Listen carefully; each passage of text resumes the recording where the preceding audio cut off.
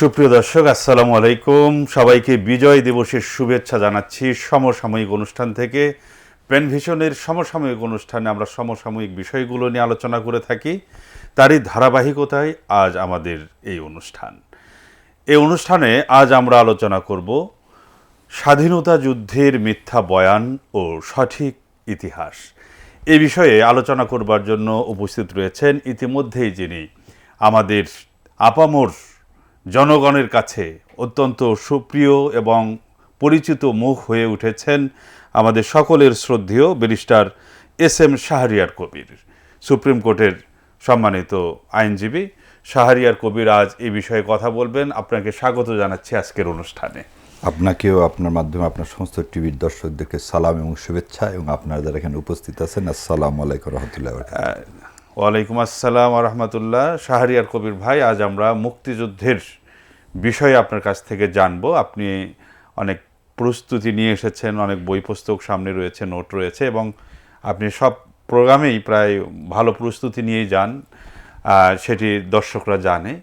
আজ আমরা মুক্তিযুদ্ধের কিছু জানা অজানা ঘটনা আপনার কাছ থেকে জানবো। আমি বেশি দূরে যাব না, আমি 70-এর নির্বাচন থেকে আপনাকে একটি প্রশ্ন করতে চাই। দীর্ঘ গণতন্ত্রের জন্য একটা দীর্ঘ লড়াই শুরু হয়েছিল। দীর্ঘদিন সামরিক শাসনে পাকিস্তান পিষ্ট ছিল। সেখানে শেখ মুজিবুর রহমান সহ অসংখ্য জাতীয় নেতা তৎকালীন তারা গণতন্ত্রের জন্য লড়াই শুরু করেন এবং এক পর্যায়ে 70-এর নির্বাচন হয়।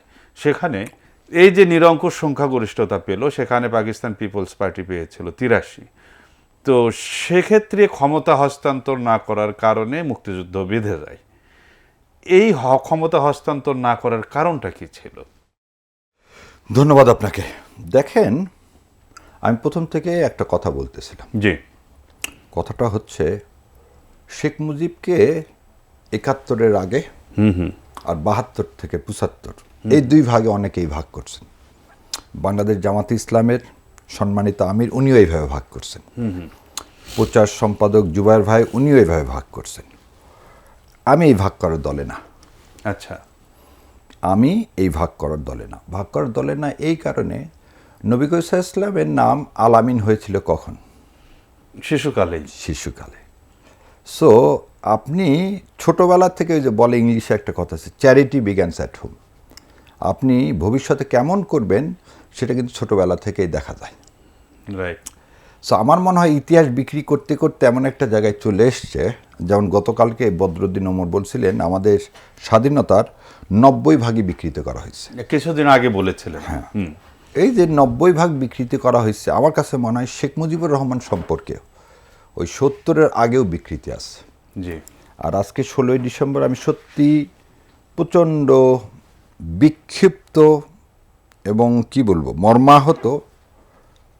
আমি বরাবর বলছি, আমাদের স্বাধীনতাকে ছিনতাই করছে ইন্ডিয়া। আচ্ছা। এবং আজকে নরেন্দ্র মোদী যে স্টেটমেন্ট দিয়েছে সেটা আমি পড়ে শোনাচ্ছি জাতির উদ্দেশ্যে। On Bijoy Dibosh, we remember the brave soldier whose courage and sacrifice ensured India had a historic victory in 1971. তার মানে উনি বলতেছেন বিজয় দিবস ইন্ডিয়ার হিস্ট্রিক ভিক্টরি ইন 1971। 16ই ডিসেম্বর ইন্ডিয়ার ভিক্টরি, ইন্ডিয়ার বিজয় দিবস 16ই ডিসেম্বর 1971। ধিক্কার, খালি ধিক্কার না, এই ধিক্কার জানানোর আমার ভাষা নেই।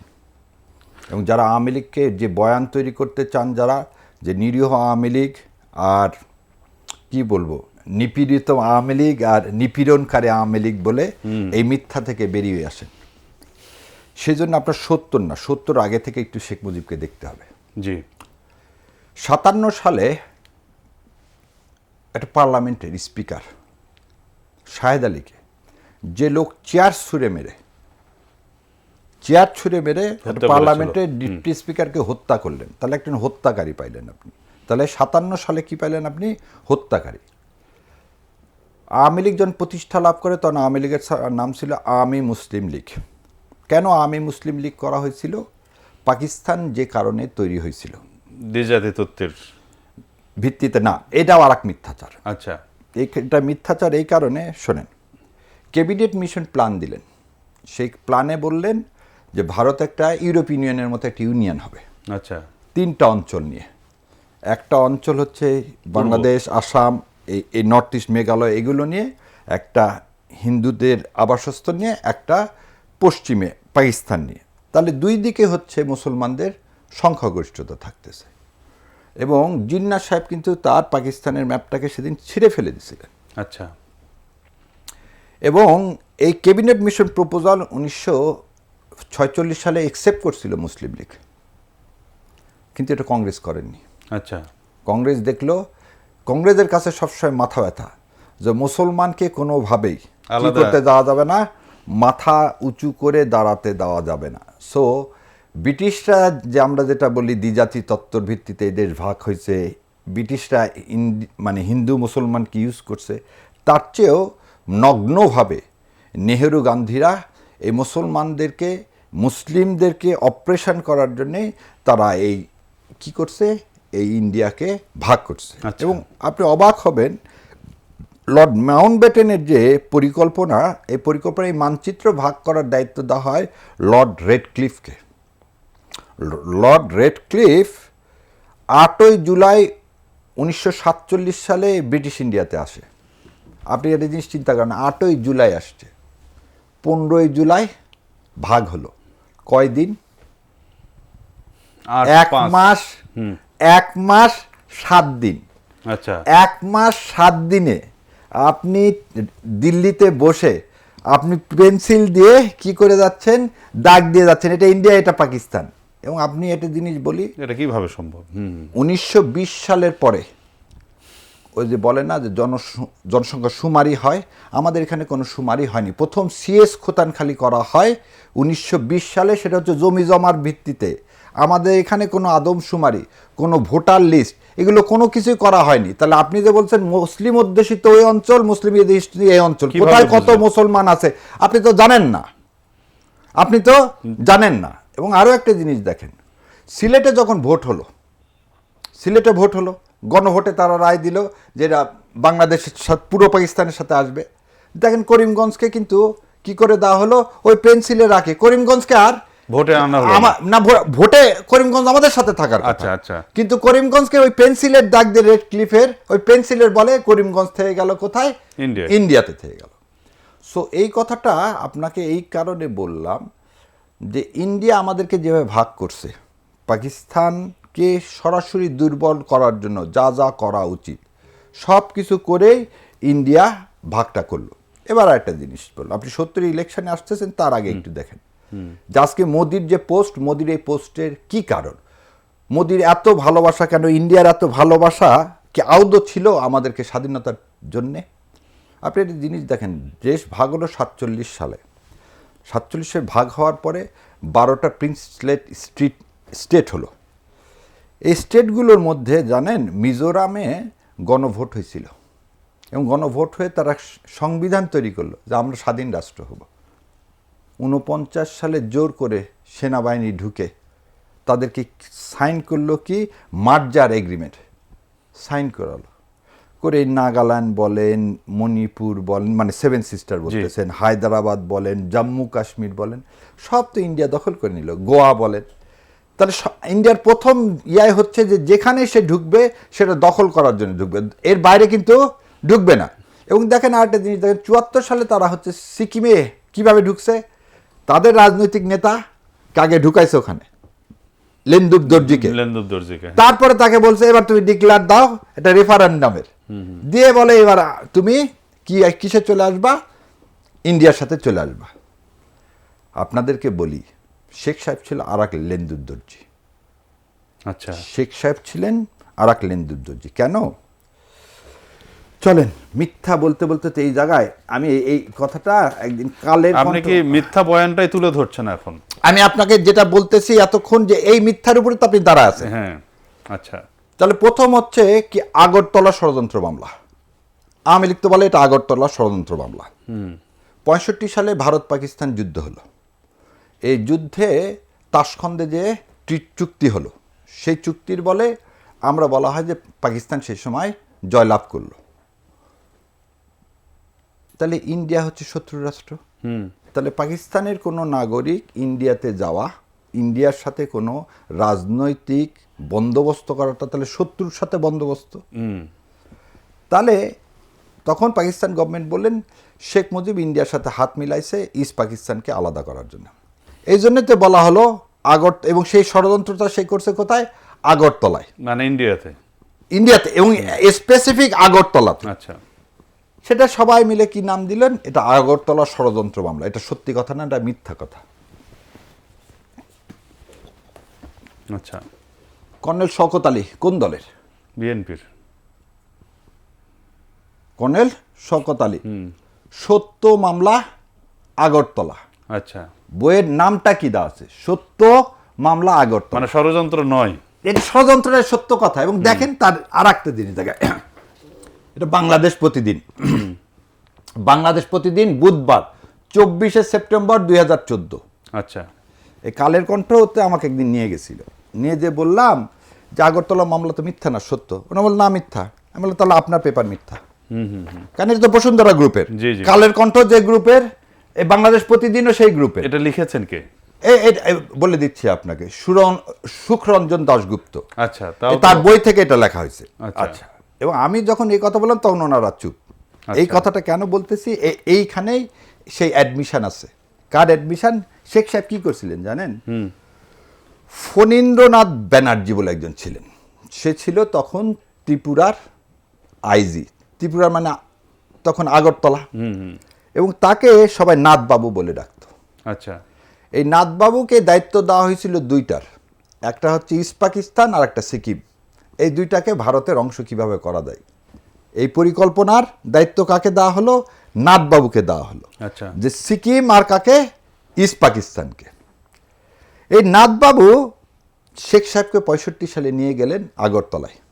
এবং আগরতলায় যে উনি তখন আগরতলার মুখ্যমন্ত্রী ছিলেন শচীন্দ্রনাথ সিং। শচীন্দ্রনাথ সিংয়ের সাথে মিটিং করলেন। আচ্ছা। শচীন্দ্রনাথ সিং তখন ওনাকে বললেন যে ঠিক আছে, এই দায়িত্ব আমার, আপনাকে কিভাবে বসানো যায়। শচীন্দ্রনাথ সিং মিটিং ফিক্স করলেন 1965 সালে ইংল্যান্ডে। ইংল্যান্ডে তখন ইন্দিরা গান্ধী ছিল একজন মিনিস্টার। কি মিনিস্টার আমি এই মুহূর্তে বলতে পারতেছি না, তিনি একজন মিনিস্ট্রির দায়িত্বে ছিলেন। আচ্ছা। কারণ তখন ভারতের প্রধানমন্ত্রী ছিলেন লাল বাহাদুর শাস্ত্রী। আচ্ছা। এই লাল বাহাদুর শাস্ত্রীর সাথে ইন্দিরা গান্ধী গেলেন। আর তখন একটা ক্যামব্রিজের প্রফেসর ছিলেন বাঙালি, সে যার নাম ছিল ডক্টর তারাপদ বসু। এই তারাপদ বসুর বাড়ি ছিল সাউথহ্যাম্পটন, আর তার ফ্লিট স্ট্রিটে তার অফিস ছিল। এই ফ্লিট স্ট্রিটের অফিসে, আর এই তারাপদ বাবু ছিল হচ্ছে ইন্দিরা গান্ধীর স্বামী ফিরোজ গান্ধীর ক্লোজ ফ্রেন্ড। আচ্ছা। সো এই তারাপদ বাবুর বাসায় এই ইন্দিরা গান্ধী আর শেখ মুজিব দুজন মিলে ওখানে মিটিং হয় 65-তে। এবং মিটিং হয়, সেখানে শেখ সাহেবকে বলা হয় যে তুমি প্রধানমন্ত্রী হবা, আর আমরা যেভাবে বলবো সেভাবে কি হবে, এই তোমার পূর্ব পাকিস্তান চলবে। আর একটা জিনিস বলে, পশ্চিম পাকিস্তানে তুমি কোনদিন ভোট পাবা না। তুমি কিন্তু সারা জীবন যা ভোট পাবা পূর্ব পাকিস্তানে, পশ্চিম পাকিস্তান যেহেতু ভোট পাবা না, তুমি কোনদিন পাকিস্তানের প্রধানমন্ত্রী হতে পারবে না। আর যদি পূর্ব পাকিস্তান আলাদা হয়ে যায় তাহলে পূর্ব পাকিস্তানে তুমি প্রধানমন্ত্রী হবে। শেখ সাহেব এটাকে গিলে ফেলে দিলেন। তাহলে শেখ সাহেব কি করলেন? কিন্তু উনি তো উভয় পাকিস্তানেরই প্রধানমন্ত্রী ওই সময়, 70 নির্বাচনের পরে। 70 তো আপনি আসেনি না আগে, 65-তে ছোড়েন আগে। আচ্ছা, ঠিক আছে। তাহলে 65-তে তাকে কি টোপটা দেওয়া হলো যে তুমি কোনোদিন পাকিস্তানের প্রধানমন্ত্রী হতে পারবে না, কারণ পশ্চিম পাকিস্তানে তো তোমার কোনো সাপোর্ট নাই। সাপোর্ট নাই, কিন্তু কোনো সাপোর্ট নাই, কারণ তোমার আওয়ামী লীগের দল তো ওখানে জিততে পারবে না। আর এখানে যারা আছে তারা, এবং আর একটা জিনিস বললো যে মুসলিম লীগের তো এখানে অনেক সাপোর্টার আছে। মুসলিম লীগের যেমন মুসলিম ওখানেও বৃহৎ দল, এখানেও বৃহৎ দল। জি। আর একটা জিনিস বললেন মৌলানা ভাসানী, ন্যাপ, সেটাও বৃহৎ দল। মৌলানা ভাসানী আপনারা জানেন কি না, দেশ অবিভক্তর আগে তিনি কিন্তু কি করছিলেন, পন্নী সাহেবকে হারায় কিন্তু তিনি হয়েছিলেন, এমপি হয়েছিলেন।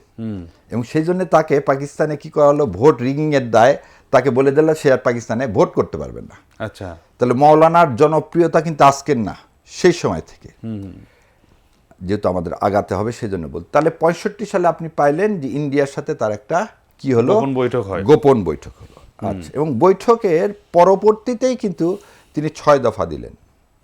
আপনি দেখেন 65 সালের পরপরই 6 দফা। আজকে ইতিহাসের পাতায় দেখেন তো 6 দফা, আপনি যদি বই দেখেন তাহলে দেখবেন যে সেই সময় 6 দফা লিখে দিয়েছিলেন রেহমান সোবানকে। এটা জিজ্ঞাসা করা হয়েছিল, হি অ্যাডমিটেড দ্যাট এই 6 দফার ড্রাফটটা তার কাছে পৌঁছাইছিল তখনকার সংবাদের সম্পাদক। এবং শেখ সাহেব যখন লাহোরে যাচ্ছেন, যাওয়ার আগ মুহূর্তে তার পকেটে এটা ঢুকাই দেওয়া হয়েছিল, আপনি যা কিন্তু এই স্পিচ পড়বেন আর সারা স্পিচটা কি করবেন প্লেনের মধ্যে দেখে নেবেন। আচ্ছা, এবং সেটাই যে উনি জানেনও না যে কি লেখা আছে। না, উনি এইটাই যে লাহোর কনভেনশনে পড়লেন, এবং that was drafted by India. কারণ আপনি 6 দফার মধ্যে যা বলতেছেন সব ছিল কিন্তু আমাদের যে প্রভিন্সিয়াল বলেন বা স্টেট তা ছিল না, স্বাধীনতার সব কিছু ছিল। আচ্ছা আচ্ছা, এবার চলে আসেন এই আগরতলা ষড়যন্ত্র মামলায় শেখ মুজিবুর রহমান অ্যারেস্ট হলেন কবে? 8ই মে 1966 সালে।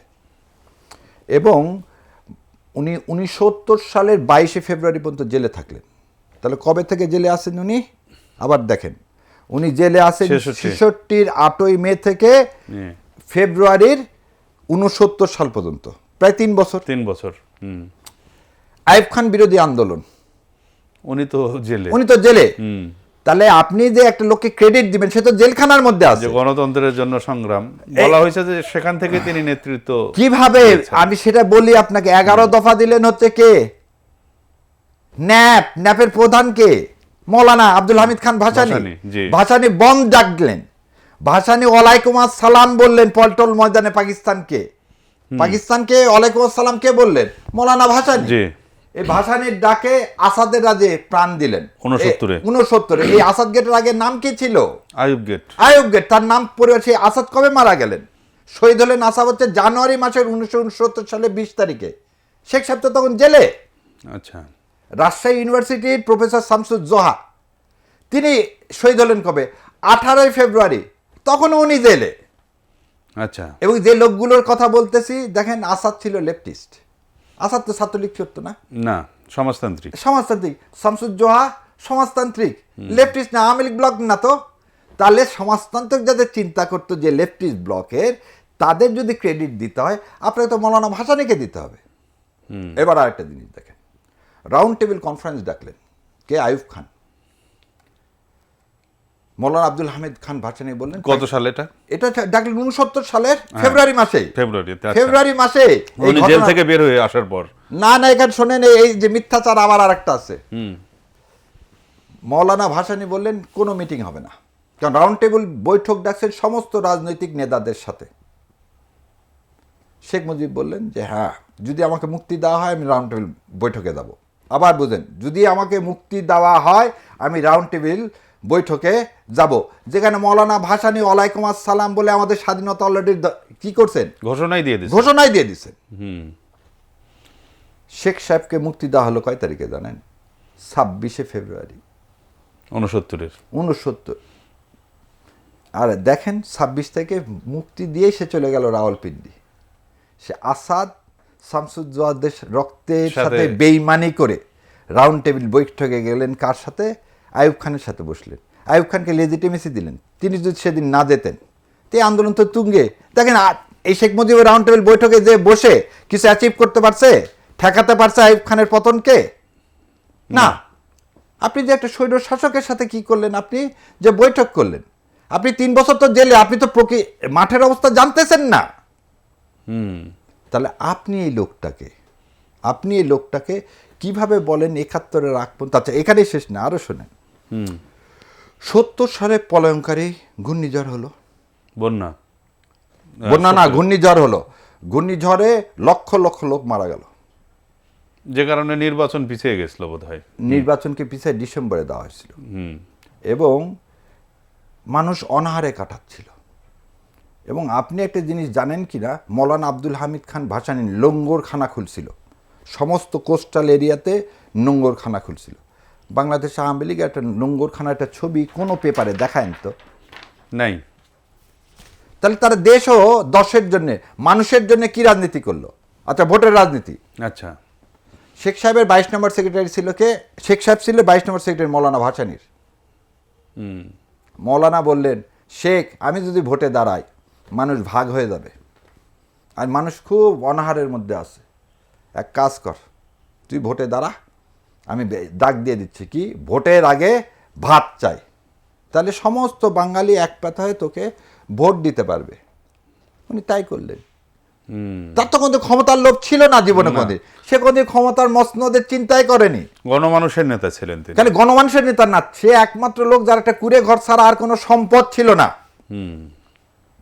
শেখ সাহেব এত কথা বলেন, শেখ সাহেব গণমানুষের নেতা, 32 নম্বর বাড়ি করলেন কেমন করে?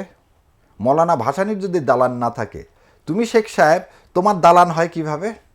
সেটাই, তুমি তো ইন্স্যুরেন্স কোম্পানিতে চাকরি করো, ইন্স্যুরেন্সের তুমি ইন্স্যুরেন্স কোম্পানিতে চাকরি করো, সে চাকরিও চলে গেল, তুমি রাজনীতি করো, তাহলে তুমি চান্দা ভাঙন করে রাজনীতি করো, তাহলে তুমি চান্দা ভাঙন করে তোমার সংসার চালাচ্ছ, তাহলে তুমি কিভাবে একটা দোতলা বাড়ি করলা সেই সময় 60 সালে, সে 1 বিঘা জমির উপরে? তুই তো তোর নেতা না, তখন তো সরার্দি নেতা, তোর মৌলানা ভাসানী আওয়ামী লীগের নেতা যদি চিফ হয়, তাহলে সেই সরার্দি না 63 সাল পর্যন্ত, তা আব্দুল হামিদ খান ভাসানী, আতাউল গনি, এরা তো। তাহলে তুমি শেখ সাহেব 3 নম্বর, কারণ উনি হচ্ছে 63 সালে এসে জেনারেল সেক্রেটারি হয়েছে আওয়ামী লীগের, তো তার আগে তুমি 1 বিঘা জমি বাগালা কিভাবে? উনি কি 63-র আগে বাড়ি করছেন? তো 60 সালে এই বাড়ি, 60-এর বাড়ি। আচ্ছা, 60 সালে এই বাড়ি। এই কথা বলবো বলে আমার এখন জীবন কি হয়েছে, হুমকি স্বরূপ হচ্ছে, কেন সত্য বলা হচ্ছে। আচ্ছা আচ্ছা। আমরা সবসময় একটা জিনিস বলি না, পাকিস্তান সরকার কিন্তু তাকে ফাইন্যান্সিয়ালি বিভিন্নভাবে সাপোর্ট দিছে ওই সময়। কথাটা বোঝেন, একটা মানুষ যখন জন্মগ্রহণ করে তখন তার এক কানে আজান দেওয়া হয়, আর এক কানে একামত দেওয়া হয়, কারণ জানাজান নামাজে কোনো একামত নাই। তার মানে আমি জন্ম থেকে আমি জানি যে I am ready to for my জানাজান নামাজ। কারণ যখন আমি বের হবে তখন কিন্তু 22টা সাড়ে আর বলবেন না, তখন আমাকে বের করেন, তখন বলবেন জানাজা আছে সামনে, জানাজাকে মাইয়া তোর বলবেন বেটা ছেলে না হলে মেয়ে ছেলে, এই তো এর বাইরে তো আর কোনো পরিচয় দিবেন না। তো যারা এগুলো ভয় টয় দেখাচ্ছেন তারা এই জিনিসটা ভুলে গেছেন যে আমাদের কানে অলরেডি একামত দেওয়া আছে, আর একামত মানে নামাজের জন্য আমি সবসময় রেডি। সো ইনশাল্লাহ এগুলো বলে জানাজার জন্য রেডি। জানাজা মানে তো এটাই তো, আমার জানাজা তো আপনি পড়বেন, তো একামত তো দিয়ে দিচ্ছেন। আচ্ছা আচ্ছা। তো এই ভয় দেখায় কোনো লাভ নাই। আচ্ছা, যে জায়গায় আসি, আচ্ছা আপনি ওই বাড়ির কথা আসলেন, যাক 70 সালে ইলেকশন হলো। আচ্ছা, ইলেকশনে আপনি সংখ্যাগরিষ্ঠতা পেলেন। সংখ্যাগরিষ্ঠতা কোথায় পেলেন? 162টা সিট পেলেন আপনি, কিন্তু পূর্ব পাকিস্তানে। পূর্ব পাকিস্তানে, হ্যাঁ। আচ্ছা, এবার আপনাকে একটা জিনিস বলি, ভোটার তখন করা হয়েছিল, আপনারা জানেন যে ভারত থেকে হাজার হাজার না তখন আমাদের 7.5 কোটি লোক হওয়ার কথা না, আমাদের লোক হওয়ার কথা 4.5 থেকে 5 কোটি লোক। এই 2.5 কোটি লোক কিভাবে আসলো? ভারত থেকে 2.5 কোটি লোক হঠাৎ 70-এর ভোটের আগে চলে আসলো। 2.5 কোটি লোক। এবং আপনি এই বইগুলো যখন আমি পড়ি তখন আমার মাথা খারাপ হয়ে যায়। এরা এসে ভোট দিয়ে দিল নৌকাকে। এই 2.5 কোটি আসছে, এটা কি সব ইন্ডিয়ার বর্ডার থেকে সব পাঠায় দিল। কত আছে কোথাও কোনো বইয়ে লেখা আছে? জি, ওই শোনেন, বই নাসা তার এগুলো বলতেছি না, শোনেন এগুলো, এই বইটা পড়েন, ইতিহাসের ছিন্নপত্র। একটা নাম, সব বইয়ের একটা একটা করে রেফারেন্স দিব আপনাকে, রেফারেন্স না দিয়ে আপনাকে বলবো না। স্কাই কাউস তো বোধহয় আওয়ামী লীগের আমলের সচিব ছিল। আপনাকে বলি, তাহলে 2.5 কোটি লোক আসলো, ভোট দিল। জি, আমরা তারপরেও বলতেছি এই বিতর্কে যাব না। কেন এই বিতর্কে যাব না? এই ভোট পরিষ্কার করে দিল 2 অংশ আলাদা। এই অংশ আওয়ামী লীগ পাইল, ওখানে পিপুলস পার্টি পাইল। তো পিপুলস পার্টি আর এখানে পায়নি না। আচ্ছা, এখানে তো মুসলিম লীগ যে 2 জন পাইছে, 2 জন কিন্তু স্বতন্ত্র, মুসলিম লোক না। 70 সালের ভোট হলো, আপনি কি চান ভোটের পরে? আপনি সংখ্যাগরিষ্ঠ হয়েছেন, আপনাকে কি দেওয়া হবে? আপনাকে প্রধানমন্ত্রিত্ব দেওয়া হবে না, ক্ষমতা দেওয়া হবে। ক্ষমতার, এবং ক্ষমতাটা দেওয়া হবে, সে ক্ষমতা দেওয়ার জন্য প্রথমে কি করতে হবে? আগে একটু পার্লামেন্ট ডাকতে হবে। আচ্ছা, তার আগে সামান্য একটু কথা বলে আসি আপনার সাথে, সেটা হলো যে 70-এর নির্বাচনটা কি ফেয়ার ছিল? আচ্ছা, আমি এটা কুতর্ক হয়ে যাবে। আচ্ছা, কেন কুতর্ক হয়ে যাবে? যখন সবাই মিলে মেনে নিছে, জুলফিকার ভুট্টো মেনে নিছেন, আচ্ছা, যে মেজরিটি দলের নেতা হচ্ছে শেখ মুজিব। আর ওই আমি যে কথা বললাম, আপনার লোক এসে ভোট দিছে, এইটা আপনারা পাবেন হচ্ছে a stranger in my own country by Major General Khadim Hussain Raja. আচ্ছা, তখনকার ডিজিএফ এর রিপোর্ট এটা ছিল। আচ্ছা, যা হোক, ওরা তো পাকিস্তানের জেনারেল ছিল বোধহয়। আমাদের ইস্ট পাকিস্তানের সময় জেনারেল ছিলেন, কিন্তু লোক তো পাকিস্তানি। লোক পাকিস্তানি। আবার আপনাকে এই বইয়ের কথা বলি, এই বইয়ে উনি চরম করছেন টিক্কা খানের। উনি যুদ্ধ করতে চায়নি। উনি 25 তারিখে এই যে আমাদের যে ম্যাসাকারটা হয়েছে তার তীব্র বিরোধিতা করছে বলে ওনাকে এপ্রিল মাসে এখান থেকে পাকিস্তান নিয়ে চলে যাওয়া হয়। আচ্ছা, তার So, মানে একটা মানুষ অনেস্ট বলবো, পাকিস্তানিদের সবাই খারাপ এই কথা না। আপনাকে আসল সত্যটা জানতে গেলে আগে দেখতে হবে যে জেনারেল টিক্কা খান। আচ্ছা, আস্তে আস্তে আসে। আচ্ছা, আমি যেটা বলছিলাম যে 70-এর নির্বাচনটা fair সত্য ছিল নির্বাচন কেন? যেহেতু ভুট্টো ইয়াহিয়া নিয়ে প্রশ্ন তোলেনি, আমরাও এটা নিয়ে আর প্রশ্ন আচ্ছা, তুলব তুললাম না, ঠিক আছে।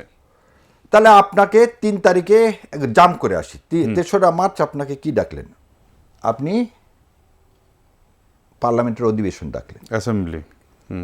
হঠাৎ 3রা মার্চ কেন অ্যাসেম্বলি বন্ধ করে দিলেন? আচ্ছা, জাতিকে কেন? একটা কারণ লাগবে তো।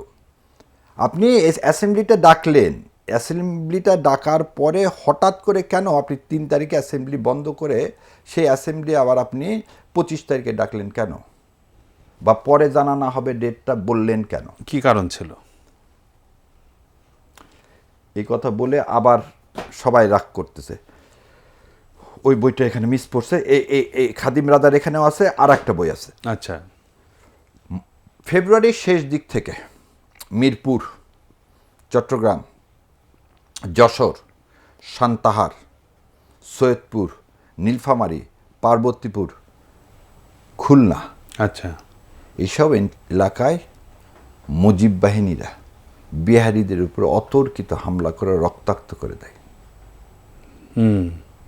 বিহারীদেরকে হামলা করে রক্তাক্ত করে দেয় এবং বলা হয় মার্চের 14 তারিখ পর্যন্ত অ্যাটলিস্ট 20 থেকে 22,000 বিহারীকে হত্যা করা হয়েছে। না, যুদ্ধ শুরু হওয়ার আগেই। এটা এর যুদ্ধ তো আর কিছু নেই। আপনি তো কেবল আপনার তো কি ডাকছে, পার্লামেন্ট ডাকছে, তার আগে। তখনই আপনি এটা করবেন কেন? আচ্ছা, আচ্ছা, এটাই কারণ ছিল। মিরপুরে আপনি একটা দিন মতিঝিল কলোনিতে বহু বিহারীরা থাকতো, তাদের অনেক সুন্দর মেয়েকে তুলে নিয়ে যাওয়া হয়েছে। মোহাম্মদপুরেও তো প্রচুর। মোহাম্মদপুর না, মিরপুরে থাকতো, এই কলোনির গুলোতে থাকতো। আচ্ছা, আচ্ছা, ঢাকা ইউনিভার্সিটিতে প্রচুর কি পড়তো ছাত্ররা, পশ্চিম পাকিস্তান থেকে প্রচুর ছাত্র এসে ঢাকা ইউনিভার্সিটিতে পড়তো। তো নন বেঙ্গলি আর একটা সেকশন ছিল, যারা আফগানি, এরা এসে এখানে কিন্তু ব্যবসা করতো।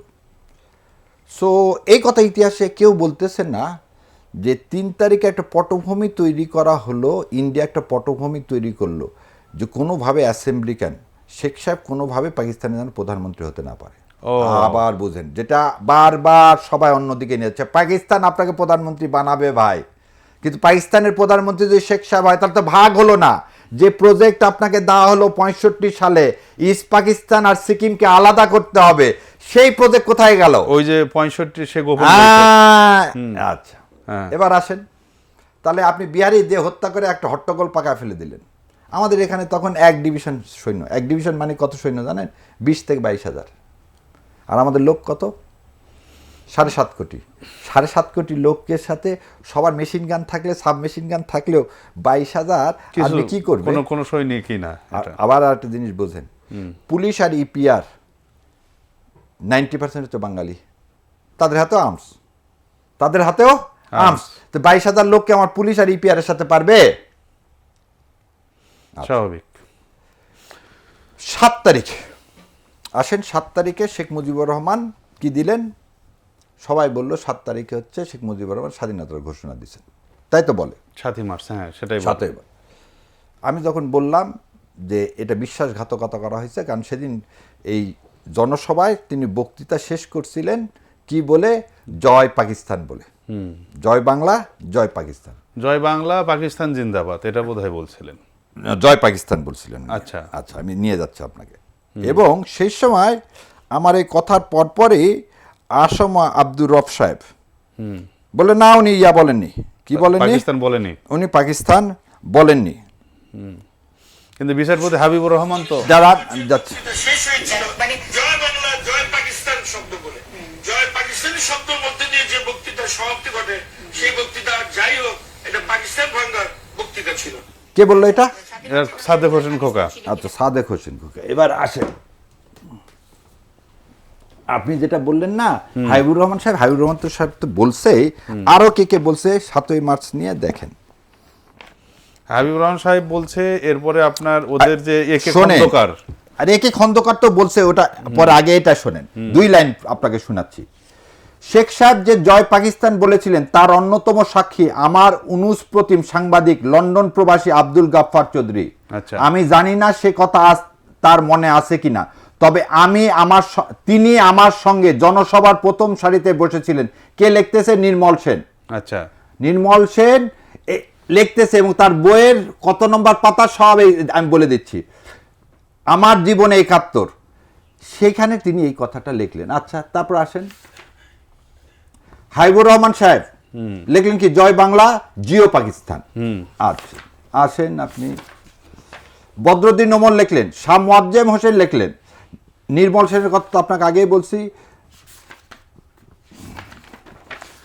তাহলে সবাই যখন বলতেছেন যে কি উনি জয় পাকিস্তান বলে শেষ করলেন, আচ্ছা ধরে নিলাম তর্কের খাতিরে আওয়ামী লীগের কথা ঠিক উনি বলেননি। জয় পাকিস্তান বলেননি, তাহলে উনি 7ই মার্চের পর থেকে 25 তারিখ পর্যন্ত উনি কন্টিনিউয়াস মিটিং করে গেলেন।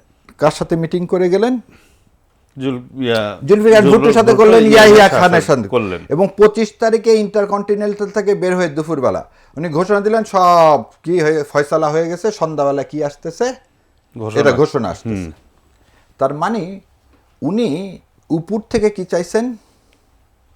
উপর থেকে চাইছেন যে না, আমি পাকিস্তানের প্রধানমন্ত্রী হব। কেন এই কথাটা বললাম দেখেন, উনি 7ই মার্চে এই ভাষণ দিতে যেতে চাননি।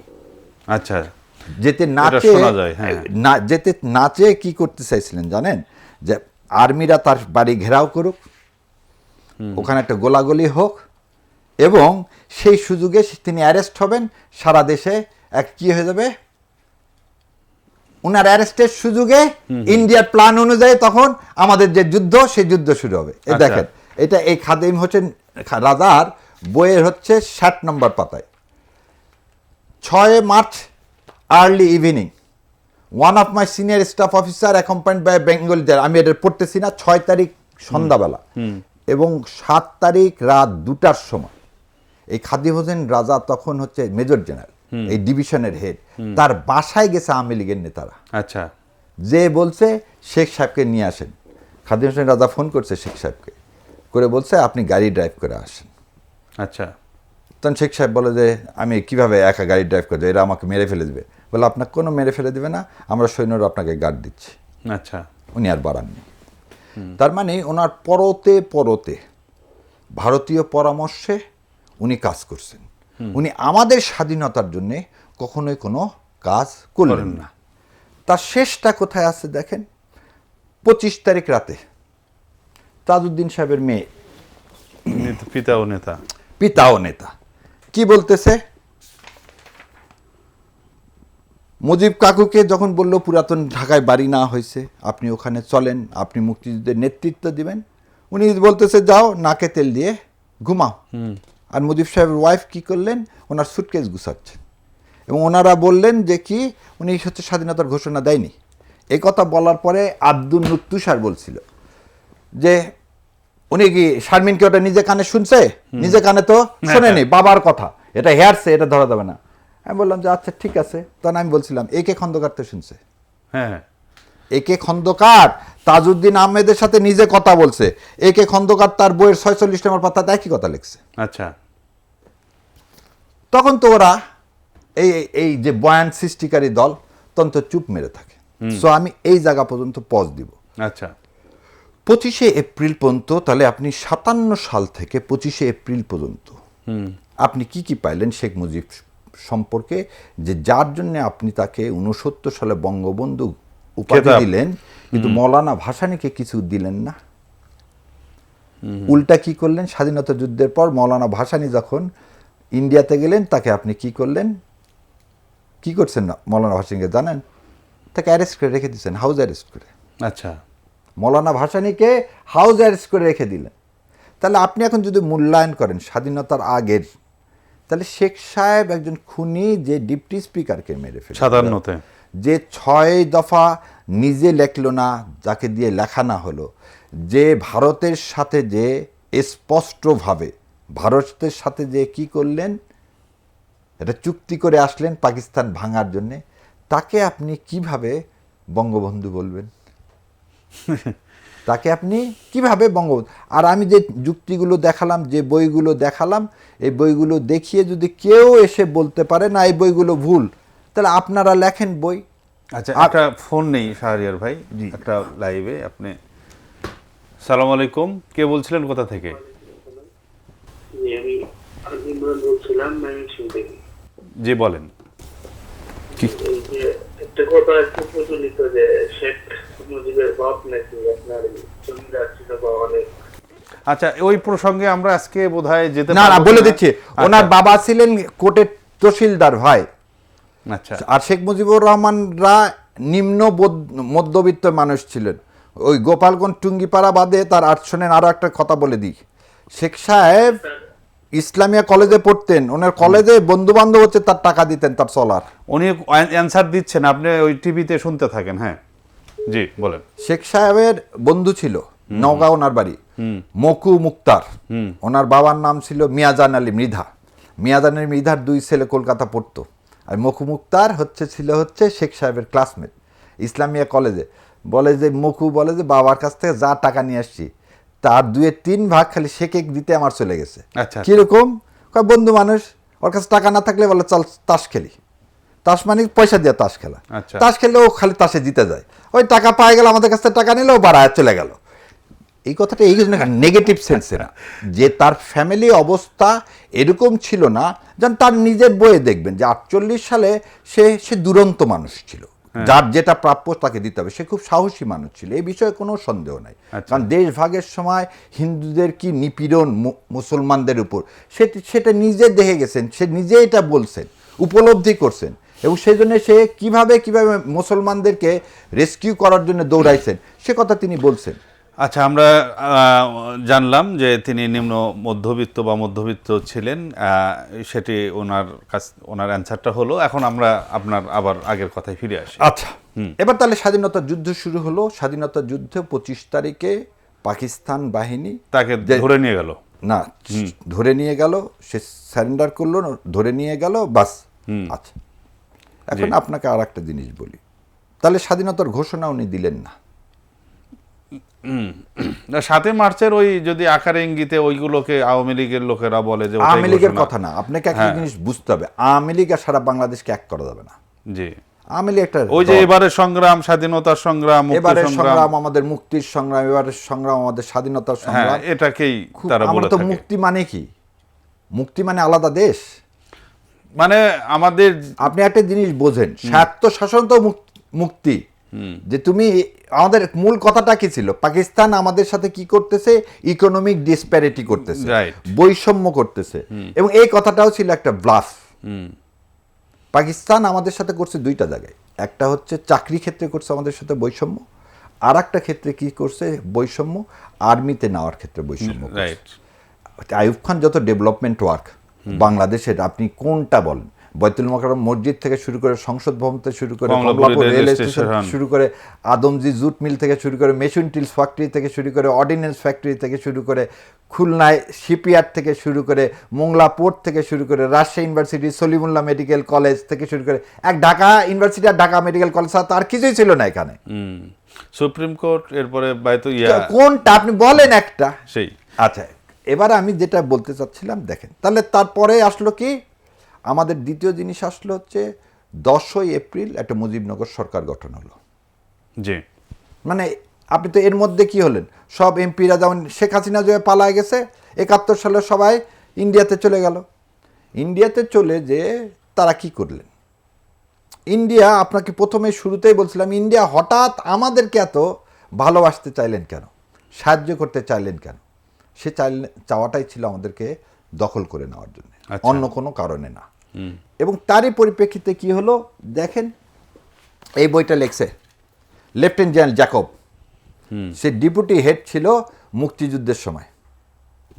আচ্ছা আচ্ছা, জ্যাকব লেখে বলতেছে যে জ্যাকব বুদ্ধি দিচ্ছে ওই 41 নম্বর পাতায়, they ask me to prepare a draft declaration for them to work on which I did and gave to Tajuddin.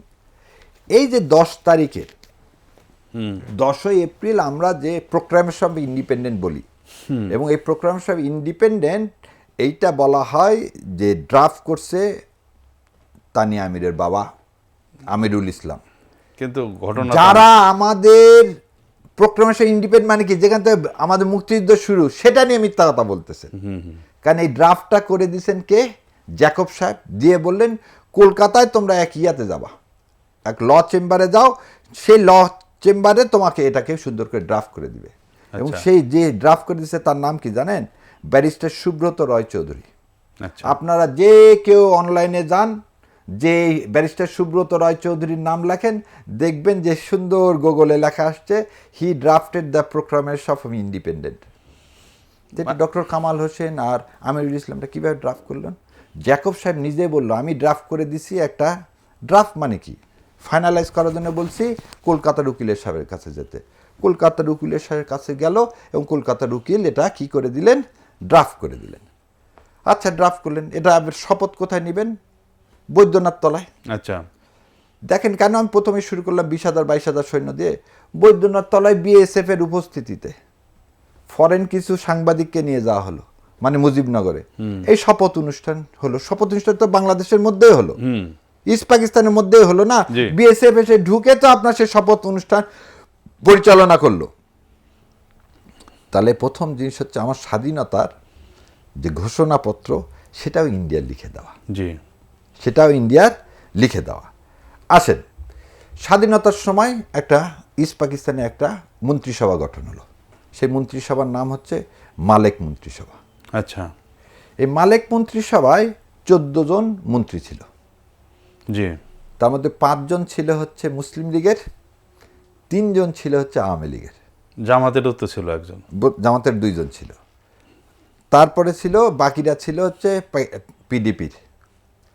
এখন আপনি আমাকে বলেন, এবং আরও একটা জিনিস শোনেন, এই যে মালেক মন্ত্রিসভা, জি, মালেক মন্ত্রী, আর সব নামে গেলাম না। এই মালেক মন্ত্রিসভা নিয়ে 1996 সালে পার্লামেন্টে প্রশ্ন করা হয় আইনমন্ত্রী শফিক আহমেদকে। আচ্ছা, শফিক আহমেদ তখন বলে যে 43 জন অখণ্ড পাকিস্তান চেয়েছিল আওয়ামী লীগের এমপিদের মধ্যে। 162-র মধ্যে 43 জন চেয়েছিল অখণ্ড পাকিস্তান। আচ্ছা, আর এখানে শোনেন, তিনি নামও বলে দিয়েছিলেন। আর আমরা যেটা ইন্টারনেট থেকে পাই বা টিক্কা খানের বই থেকে লেখা থেকে পাই, যে 162 জনের মধ্যে 88 জন আনুগত্য স্বীকার করে সরাসরি স্বাধীনতার বিরুদ্ধে অবস্থান নিয়েছে। তারা তো থাকলোই না। তাহলে আপনি বলতেছেন স্বাধীনতার বিরোধিতা করছে জামাত ইসলাম। জামাত ইসলাম তো এমপি হয়নি একজনও। না, 17 নির্বাচনে তো 4 জন এমপি। কত না, ওটা তো ওয়েস্ট পাকিস্তানে, আচ্ছা, ইস্টে তো না। আচ্ছা, হ্যাঁ, আপনি তো ইস্ট পাকিস্তানে পাচ্ছেন না। এবং আপনি দেখেন যে 2 জনকে দেখেন, এই যে আওয়ামী লীগের কাকে, ওবায়দুল্লাহ মজুমদার, শামসুল হক, অংশং প্রু চৌধুরী, আর আব্বাস আলী খান আর একে এম ইউসুফ হচ্ছে জামাত ইসলামের। এই 3 জন তো আওয়ামী লীগের। জি, তাহলে আওয়ামী লীগের সবাই যে স্বাধীনতা যুদ্ধের পক্ষে ছিল তা কিন্তু না। না, 48 জন তো। আর মুসলিম লীগের যারা ছিলেন, আপনি তারপর হচ্ছে আরেকটা চীনপন্থী যারা ছিলেন, তারা কিন্তু স্বাধীনতার বিরোধিতা করছেন। কাই জাফরেরা, মাওবাদী যারা, তারা বিরোধিতা করছেন। আবার তোহা সাহেবেরাও বিরোধিতা করছেন।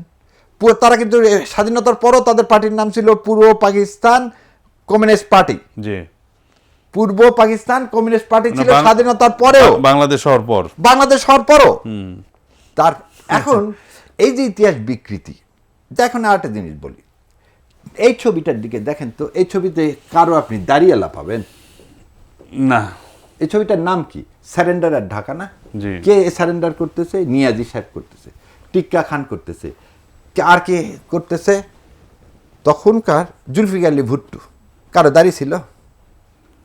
আপনি যে যখনই এই যে গতকালকে বোধহয় জগন্নাথ হলের সামনে আপনি দাড়ি টুপি, গত 17 বছরে আপনি রাজাকার আলবদর বললেই দাড়ি টুপি দেখান। আরে ভাই, আপনি তো পাকিস্তানের একজনও তো দাড়ি টুপি নেই না। এবং রাজাকার বাহিনীতে যারা যে রিক্রুট করেছে তাদেরও কারো দাড়ি ছিল না। আপনি কেন একটা ইসলামকে কেন আপনি নিয়ে আসতেছেন কিসের মধ্যে? দাড়ি টুপির মধ্যে। এই নিয়ে আমার সাথে একটা হট্টগোল হয়। ইয়ার নাম কি, আল্লাহ, মানুষ তো আমাকে দেখতে পারে না, আমি কি করবো বলেন, আমি এই সত্যি কথা আমার মুখ থেকে যে বের হয়ে যায়। খালেদ মহিউদ্দিনের টক শোতে ওই জাহেদ সাহেব বলছিল যে ইসলামের বিরুদ্ধে বললেই আমাদের জান রিক্সে পড়ে যায়। আমি বলছি এটা ডাহা মিথ্যা কথা। আপনারা, আমি ওখানে আবার আমার মুখ থেকে এটাও বের হয়ে গেছিলো, কারণ ওখানে কমেন্টে লেখা ছিল যে নাস্তিক, আমি আবার বলে ফেলে দিয়েছিলাম তাকে নাস্তিক, যেটা আমার বলা উচিত হয়নি। আমি বলছিলাম যে আপনাদেরকে, আপনারা দিনে 4-5টা করে টক শো করেন, আপনাদের কেউ কিছু বলবে না, কিন্তু আমরা যদি এই এন্টি ইন্ডিয়ার কথা বলি, আমরা প্রকৃত স্বাধীনতার কথা বলি, তাহলে শহীদুল্লাহ কায়সারদেরকে যেভাবে আপনারা মেরে ফেলছে ইন্ডিয়া, জহির রায়হানকে যেভাবে মেরে ফেলছে ইন্ডিয়া, আমার হাদিকে যেভাবে গুলি করলো ইন্ডিয়া, আমাদেরকেও আপনারা গুলি করবেন। দেখেন এই ওই বলার কয়েকদিন পরে দেখেন হাদিকে তো গুলি করলো দেখেন আমাকেও কি দেওয়া হলো, হুমকি দেওয়া হলো। আচ্ছা আচ্ছা, আমার মৃত্যু পরোয়ানা জারি করা হলো। আচ্ছা, এবং বললো যে আমাকে হত্যা জায়েজ, আমাকে হত্যা জায়েজ। কেন হত্যা জায়েজ? আমি ভারত বিরোধিতা করতেছি। আচ্ছা, ভারত বিরোধিতা মানে 71-এর বিরোধিতা। আজকে তো মোদী সাহেব সেটা প্রমাণ করলে, এই দেখেন দেখেন। আচ্ছা আচ্ছা, তাহলে আজকে এটা সত্য যে ইসলামের পক্ষে বললে, ভারতের বিপক্ষে বললেই আপনার জীবন কিন্তু হুমকির মুখে। আচ্ছা, অনেক কথাই হচ্ছে আমাদের, কিন্তু কিছু বিষয় আমাদের যেহেতু লাইভ অনুষ্ঠান একটা সময়ের লিমিটেশন আছে, এটা আমরা জানবো। যে আপনি একটা কথা বললেন যে আসলে শেখ মুজিব তো জেলখানায় ছিল দীর্ঘ সময়, 65 পর থেকে 69 পর্যন্ত, প্রায় তো ফেব্রুয়ারি পর্যন্ত। তো এই যে দীর্ঘ গণতান্ত্রিক যে লড়াই, এই লড়াইয়ের সাথে কি বাংলাদেশ জামাত ইসলামী ছিল?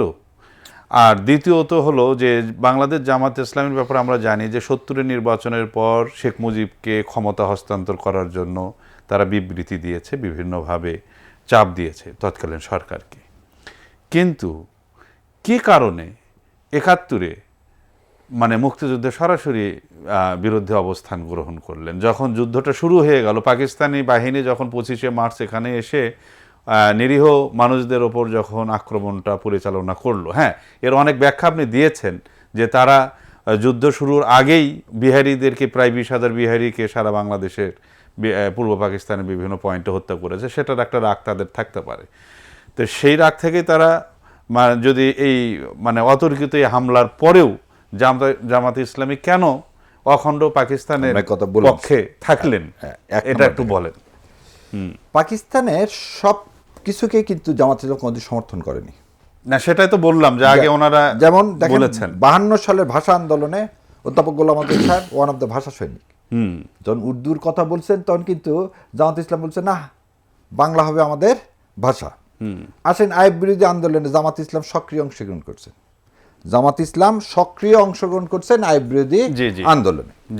যখন শেখ সাহেবকে ক্ষমতা দেওয়া হয় না, তখন প্রতিদিন প্রসেশনের সব জায়গায় কি করলেন? বিবৃতি দিলেন না, দাবি জানালেন। শেখ সাহেবের ছবি আছে না, গোলাম আযম সাহেবের সাথে বসে থেকে মিটিং করতেছে। আর এই ছবিগুলোকে কিভাবে অস্বীকার করবে আওয়ামী লীগ? 25 তারিখে পরে আপনি দেখেন যে সমস্ত এমপি থেকে শুরু করে তাজউদ্দিন আহমেদেরা কোথায় চলে গেলেন? ইন্ডিয়াতে চলে গেলেন। বাংলাদেশের মধ্যে থেকে গেরিলা যুদ্ধ করবে এরকম কিন্তু কোনো পট থাকলো না। আচ্ছা, পটও থাকলো না, প্রস্তুতিও ছিল না। আচ্ছা, দ্বিতীয় যে কথাটা হলো,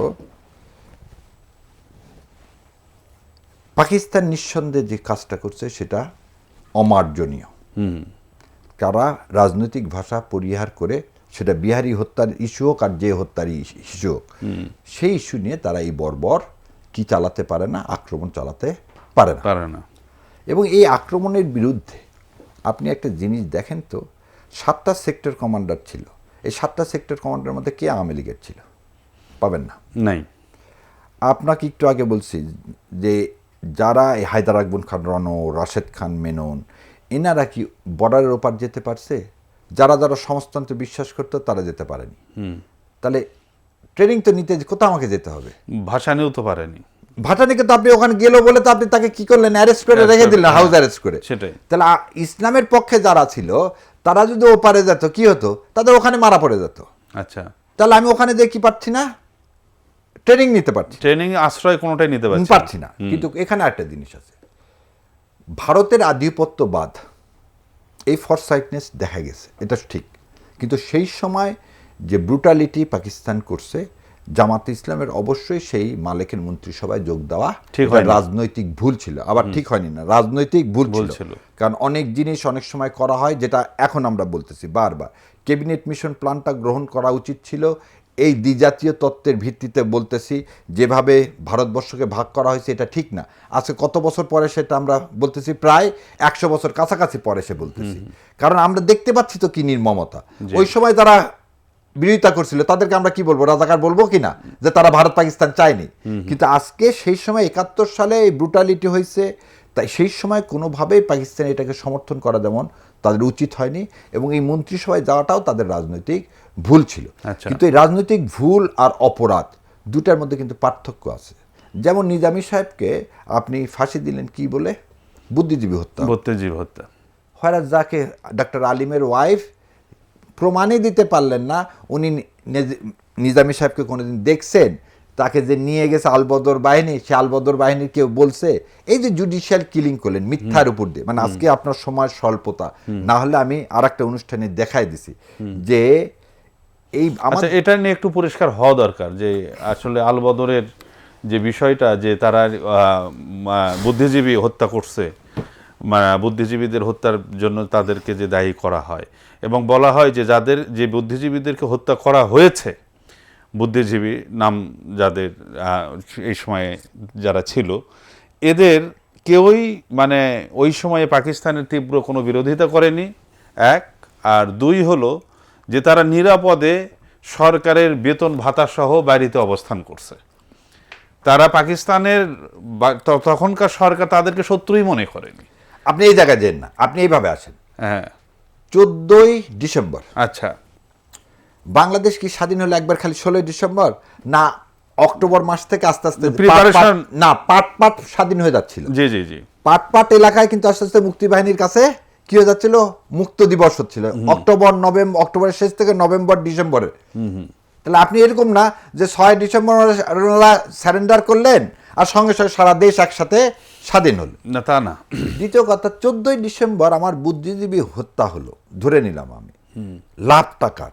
পাকিস্তান তো দেখতেছে আমি চলে যাচ্ছি, পাকিস্তান তো দেখতেছে আমি চলে যাচ্ছি, আমার হাতের বাইরে চলে গেছে।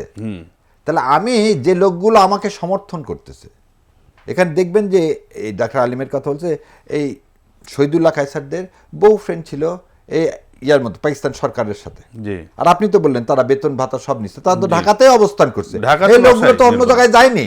না, তাহলে আপনি একটা জিনিস বলেন যে কি কাজ করলে, প্রথমেই বলে নিছি যে লন্দীপ দর্জি হতে গেলে তো তাকে কি করতে পারে না, চ্যালেঞ্জ করতে পারবে এরকম লোক রাখা যাবে না। হ্যাঁ, এবং আপনি যাদের কথা বলছেন সবাই ছিল কিন্তু সমাজতান্ত্রিক মানা। সবাই কি ছিল, সমাজতান্ত্রিক মানা। এবং ইন্ডিয়া যাদেরকে পছন্দ করতো না। এটা আরো একটা জিনিস, সমাজতান্ত্রিক মানা কেন বললাম, পাকিস্তানের সাথে তো চায়নার সুসম্পর্ক। আপনি যখন সমাজতন্ত্র চাচ্ছেন, তারা প্রচ্ছন্নভাবে তাদের উপর চাইনিজ সমর্থন আছে, যার উপর চাইনিজ সমর্থন আছে সেই লোকগুলোকে কি পাকিস্তান মারতে পারে? পারে না। সো ইকুয়াল, একদম ইকুয়েশন। আরো জিনিস দেখেন, এগুলো কথা বললে তো, এই যে একটু আগে যার নাম দিয়ে আমি শুরু করছিলাম, সিকিম যেই দেখেন, সিকিম যেই ইন্ডিয়ার পেটের মধ্যে ঢুকে গেল, এই হোটেল ইন্টারকন্টিনেন্টালে এই ফণিনাথ ব্যানার্জিকে 1974 সালে আমাদের ঢাকা ইন্টারকন্টিনেন্টালে যেই সিকিম এক হয়ে গেল, ওনাকে বিষ প্রয়োগ করে মেরে ফেলে দেওয়া হলো। কেন? নেক্সট টার্গেটই ছিল ঢাকা, নেক্সট টার্গেটই ছিল বাংলাদেশ। এটা একটা বাকশাল কায়েম করে, ওটার সময়ের ব্যাপার। 1 বছর উনি দেশ চালাতে পারবে না, উনি ভারতের হাতে কি দিতেন, একটা বাইলেটারাল ট্রিট। দেখেন আরও একটা জিনিস বলি, কেউ কি এই 7 দফা চুক্তিটা পড়ছিলেন? আগস্ট মাসে আপনি যে 7 দফা চুক্তি করলেন ইন্ডিয়ার সাথে, যে ইন্ডিয়া আমার দেশের সব কিছু চালাবে, সো এই চুক্তি কিভাবে আপনি করেন? আপনার আওয়ামী লীগকে কেই ম্যান্ডেট দিয়েছে না, এটা নাকি মানে ইন্ডিয়ার লোকেরাই লিখে দিছে এই 7 দফা। লিখে দেখ আর যাই দেখ, আপনি তো নজরুল ইসলাম সাহেব সাইন করছেন। হ্যাঁ, নজরুল ইসলাম সাহেব নাকি সেন্সলেস হয়ে পড়ে গেলেন, কি কি সব কথা। সেন্সলেস হয়ে পড়ে যান আর না যান, আপনি তো সাইন করছেন না, তো সেটা বাদ দেন, ওটা না নজরুল ইসলাম করছে। 72 সালে মার্চ মাসে জি, সৈন্য ফেরত যাবে যদি 25 বছরের চুক্তি করো, সবাই তো বলে যে শেখ মুজিব যা বলছে আর সৈন্য ফিরে গেছে, আগে করছেন 25 বছর চুক্তিতে সাইন, তারপর সৈন্য চলে গেছে। 25 বছর চুক্তি মানে কি, আপনি অলরেডি বাংলাদেশকে আদি দিয়ে দিচ্ছেন। তো শেখ সাহেব তো অলরেডি আওয়ামী লীগের পকেটে চলে গেছেন, এখন খালি ঘোষণা দেওয়া বাকি। জি, আচ্ছা, আমার কাছে আজকের এই স্বাধীনতা দিবসের এই জায়গায় আমার কাছে যেটা মনে হয়, এই আজকে মোদির গত বছরেরও স্টেটমেন্ট, আজকেরও স্টেটমেন্ট, এটা পরিষ্কার। আমার এই মুক্তিযুদ্ধ, যে মুক্তিযুদ্ধে একটা সূর্য উদিত হয়েছিল, একটা স্বাধীনতা সূর্য উদিত, সেটা ভারতের আধিপত্যবাদের কারণে আমরা প্রকৃত মুখ দেখিনি। সেই জন্যই 36শে জুলাই, এবং এই 36শে জুলাই দিয়ে আজকে যে আন্দোলন আমরা করে যাচ্ছি, আমাদের এই আন্দোলনে আপনাকে সবসময় মনে রাখতে হবে, আমার মুক্তিযুদ্ধকে যদি রক্ষা করতে হয়, আমার স্বাধীনতাকে রক্ষা করতে হয়, তাহলে অবশ্যই অবশ্যই ভারতের আধিপত্যবাদের বিরোধিতা করতে হবে, না হলে এদেশের স্বাধীনতার সার্বভৌমত্ব থাকবে না। শেখ হাসিনা এবং শেখ সাহেব যেভাবে এটাকে দিয়ে দিচ্ছিলেন, সেই জন্যে ভাই আমি ওই স্বাধীনতার আগে পরে জানি না, পরের কথা তো আজকে বলতেই পারলাম না, কিন্তু শেখ সাহেব কোনোদিনই এদেশের মানুষের মুক্তি হোক এটা চায়নি, এবং সেই জন্য তিনি আওয়ামী লীগের কি চেয়েছেন, তিনি ওই যে প্রধানমন্ত্রী হতে চাইছেন, যেটা হয়েছে গেছে। জি, তিনি তো নেতা হতে চাননি রে ভাই। মৌলানা ভাসানী সারা জীবন নেতা হতে চাইছেন, মৌলানা ভাসানী, আর উনি চাইছেন কি ক্ষমতা, লোভ। আমি তো ওইটা বললাম যে 32 নম্বর ভাষা থেকে হচ্ছে তার লোভের ইয়াটা দেখেন না কেন আপনি। জয়রানকে কেন মেরে ফেলে দিলেন? জয়রানের কাছে যখন সমস্ত ভিডিওগুলো ছিল ভারতে, আপনারা কিভাবে সেই সময় আওয়ামী লীগের নেতারা চান্দা তুলছে আর কি করছে, তাস খেলছে আর মেয়ে মানুষ নিয়ে পড়েছিল, এই জিনিসগুলো তো জয়রানের কাছে ছিল। জয়রান দেখেন, জয়রানের এই জিনিস, এই একটা লাইন পড়ে আমি আজকে শেষ করে দিই আপনাকে। এই দেখেন, 71-এর 16 ডিসেম্বর শহীদুল্লাহ কায়েসের মৃত্যুর সংবাদ শুনে জহিরান একেবারে ভেঙে পড়ে। তিনি সংবাদ সম্মেলনে বলেন তিনি শ্বেতপত্র প্রকাশ করবেন, বুদ্ধিজীবীদের হত্যার জন্য তিনি আওয়ামী লীগ নেতৃত্বকে দায়ী করেন, মুজিবনগর সরকারের সকল গোপন তথ্য ফাঁস করে দেবেন বলেও ঘোষণা করেন। কয় তারিখ? এটা 17 ডিসেম্বর। আপনি তো সেক্টর কমান্ডার কে জলিলকে আপনি অ্যারেস্ট করে রাখলেন ভারতে, আর আপনি বলতেছেন আজকে এত বছর পরে, এই 54 বছর পরে কিভাবে মোদির হয়, দুঃসাহস হয় আমার স্বাধীনতা সংগ্রামকে সে নিজেদের স্বাধীনতা বলে ঘোষণা করে? এটা খুবই আপত্তিকর এবং খুবই আপত্তিকর না, আমার স্বাধীনতা নিয়ে এটা করে। আসসালামু আলাইকুম, কে বলছিলেন কোথা থেকে? ওয়ালাইকুম আসসালাম। ওই ঢাকা থেকে বলছিলাম, আপনাদের লাইভে দেখছি ছাত্র খুব প্রামাণ্য কথা বলতেছেন। জি, আমার একটা বিষয় একটু জানার ছিল, সেটা হচ্ছে আসলে মুক্তিযুদ্ধের প্রকৃত শহীদের সংখ্যা আসলে কত, স্যার যদি এই বিষয়টা একটু বলতে পারতেন কাগজে কলমে আসলো। আচ্ছা, দেখেন, শহীদের সংখ্যা নিয়েও আওয়ামী লীগ রাজনীতি করছে, এই সংখ্যা এখন পর্যন্ত দুইটা জিনিস এখনো করা হয়নি। সঠিক মুক্তিযুদ্ধের ইতিহাস আজ পর্যন্ত কি করা হয়নি, তুলে ধরা হয়নি। কি কারণে আমাদের দেখেন, শেখ সাহেবকে বারবার বলা হয়েছিল, নীলিমা ইব্রাহিমরা যে দাবি করছিল এই বুদ্ধিজীবী হত্যার তদন্ত করা হোক, যেমন বিডিআর বিদ্রোহের তদন্ত করতে দেওয়া হয়নি, যেমন করে শাপলা চত্বরের হত্যাকাণ্ডের তদন্ত হয়নি, তেমন আমাদের মুক্তিযুদ্ধ নিয়ে প্রকৃত ইতিহাস জানার দরকার আমাদের। এবং আমাদের অ্যাকচুয়ালি শেখ হাসিনা তো 17 বছর এই তালিকা করলেন না। শেখ হাসিনা কি করলেন, তার পছন্দ মতো লোকজনকে, ওই যার বয়স 12 হয়নি তাকে মুক্তিযোদ্ধা বানালেন। তবে এখন সময় আসছে এইটাকে নির্ধারণ করার, আসলে কতজন লোক শহীদ হয়েছে। জি, এখন কি এটা বের করা সম্ভব হবে? কেন বের করা সম্ভব হবে না? এখন তো সেই ডাটাবেস আছে, চাইলে মানুষের, শোনেন, 19-20 হতে পারে, জি, কিন্তু 10-20 হবে না। কারণ আপনি 30 লাখ বলছেন, তাতে যদি 35 হয় হবে, তাতে যদি 3000 হয় হবে, কিন্তু প্রকৃত জিনিসটা বের হয়ে আসাটা এখন পর্যন্ত সম্ভব। কারণ 68,000 গ্রামে যে আপনি জিজ্ঞাসা করলে পাবেন কোন গ্রামের কয়জন ছেলে শহীদ হয়েছে বা কোন গ্রামে কয়জন ছেলে নিখোঁজ আছে। আল্লাহ আমাদেরকে যদি তৌফিক দেয়, ইনশাল্লাহ আগামীতে আবার কথা হবে। এই পর্যন্ত মনে হয় আমাদের জন্য শেষ করতে হচ্ছে। জি, ধন্যবাদ আপনাকে ব্যারিস্টার শাহরিয়ার কবির। অত্যন্ত তথ্যভিত্তিক আপনি কিছু কথা বলেছেন। আজকের মুক্তিযুদ্ধের যে মিথ্যা বয়ান এবং সত্য ইতিহাস, এই দুটো বিষয়ই দর্শকদের সামনে মোটামুটি একটা ধারণা তারা আজকে পাবে আজকের অনুষ্ঠান থেকে। অনেক প্রশ্ন ছিল, অনেক জানার ছিল, আসলে একটা অনুষ্ঠানে সেটা সম্ভব হবে না। তা আগামী দিনে আপনার কথা আমরা আবারও শুনবো, আপনার মূল্যবান সময় আবারও আমরা নেব ইনশাল্লাহ। তো সেই আশা রাখছি। আপনাকে অসংখ্য ধন্যবাদ জানাচ্ছি সময় দেওয়ার জন্য। আসসালামু আলাইকুম রহমতুল্লাহ। আসসালাম। সুপ্রিয় দর্শক মণ্ডলী, আজকের অনুষ্ঠান আমরা এখানেই শেষ করছি। আজকে আমরা মুক্তিযুদ্ধের মিথ্যা বয়ান এবং সঠিক ইতিহাস এই দুটো বিষয়েই আমরা কিছুটা জানার চেষ্টা করলাম। ব্যারিস্টার শাহরিয়ার কবির তিনি অত্যন্ত তথ্যভিত্তিক এবং প্রামাণ্য দলিল সহ তিনি এখানে উপস্থাপন করেছেন। বরাবর তিনি তাই করেন সব জায়গায়। আমরা আশা করছি যে বাংলাদেশের মানুষের জন্য মুক্তিযুদ্ধের প্রকৃত ইতিহাস এবং মুক্তিযুদ্ধের যে মূল চেতনা কি, এই বিষয়ের দিকে আসলে ফিরে আসা উচিত, দরকার, যদি আমরা দেশকে এগিয়ে নিতে চাই। মিথ্যা বয়ানের ওপর একটি জাতি কখনো প্রতিষ্ঠা লাভ করতে পারে না। এই মিথ্যা থেকে বের হয়ে আসার প্রয়াসে আজকের অনুষ্ঠান এখানেই শেষ করছি। আপনারা সবাই ভালো থাকবেন, আল্লাহ আপনাদেরকে ভালো রাখুন, এই আশা রেখে শেষ করছি। আসসালামু আলাইকুম রহমতুল্লাহ।